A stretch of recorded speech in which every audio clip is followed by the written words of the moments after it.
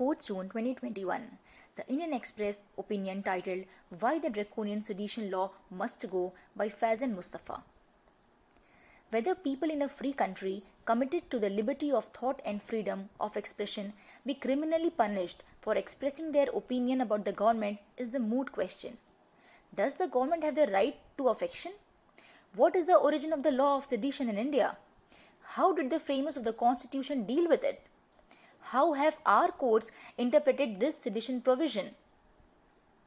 In the last 7 years, an extreme nationalist ideology, actively supported by pliant journalists, repeatedly used aggressive nationalism to suppress dissent, mock liberals and civil libertarians, and several governments routinely invoked Section 124A that penalizes sedition. An 84-year-old Jesuit priest Stan Swami and 21-year-old Disha Ravi were not spared. A number of CAA protesters are facing sedition charges.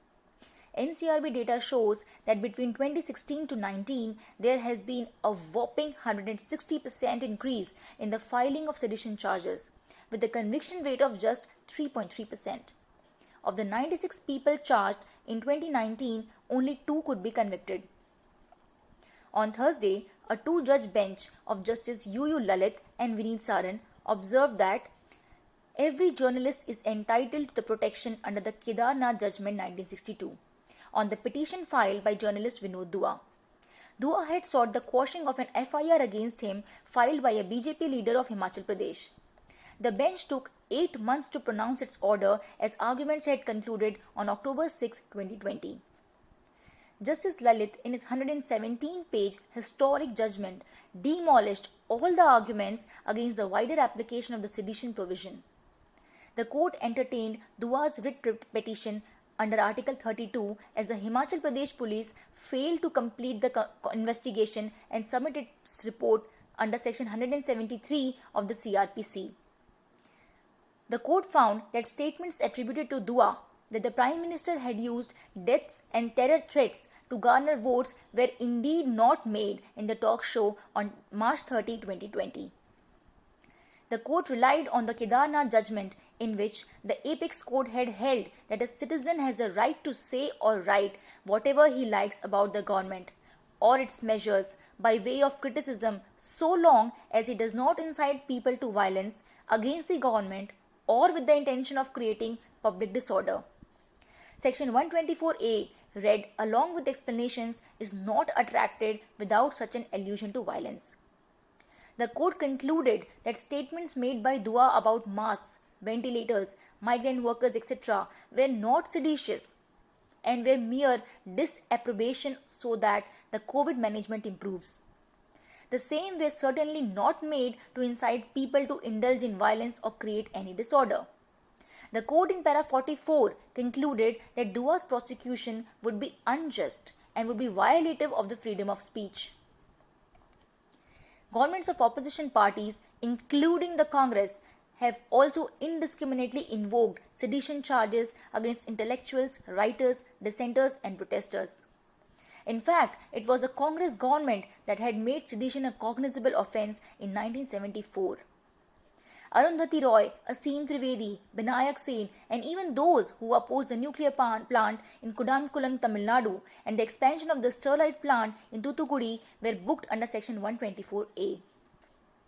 Section 124A was not a part of the original IPC drafted by Lord Macaulay, and treason was confined just to levying war.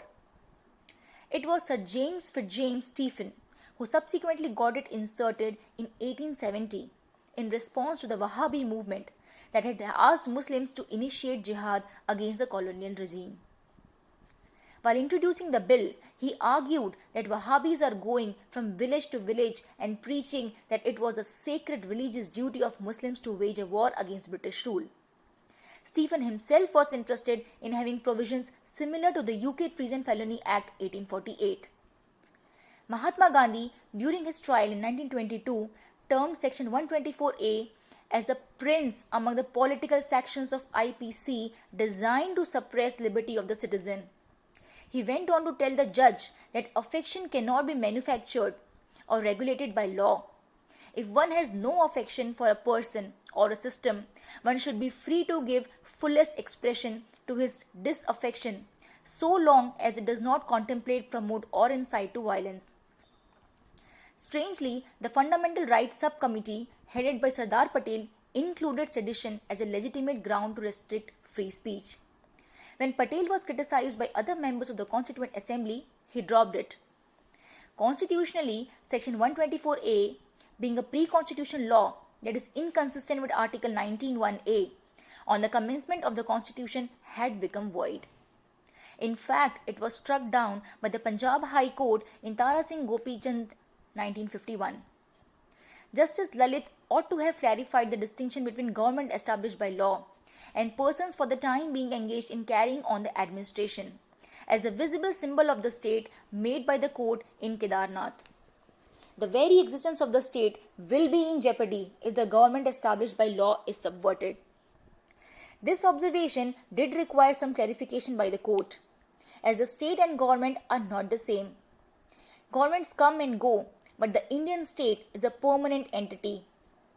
Criticism of ministers cannot be equated with the creation of disaffection against the state. No government, as Mahatma Gandhi told the judge, has a right to love and affection. India of the 21st century should not think like Stephen, who was too worried about Macaulay's code not penalizing criticism of the government, however severe, hostile, unfair, or disingenuous. We must understand that no slogan by itself, howsoever provocative, such as Khalistan Zindabad, can be legitimately termed as seditious as per the Balwant Singh judgment of the Supreme Court 1995. The Congress's loss in the 2019 general election is attributed to, among other reasons, its manifesto's promise that it would remove the sedition provision if voted to office.